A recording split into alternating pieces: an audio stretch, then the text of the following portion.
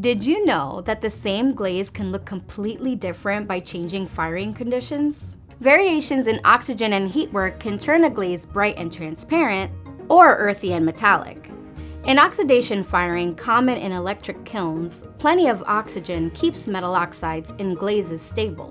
While there's always some uncertainty, copper usually produces green or blue, and iron creates tans and rusty shades.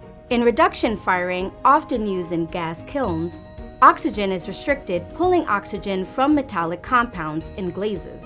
This transforms color, producing greens or browns from iron and reds from copper. Reduction firing has roots in Asian ceramic traditions originating in Chinese techniques such as fast firing in dome-shaped kilns with earthen lids.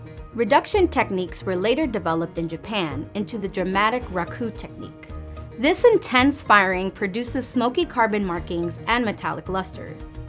A resurgence of raku in the 20th century led to improvisational techniques for modern kilns.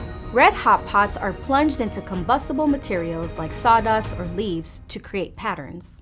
Reduction also appears in pit firing, where smoldering organic materials deplete oxygen on the surface, creating flashes of color. Modern kilns can be modified to produce reduction effects without open combustion, embracing uncertainty to capture unique results.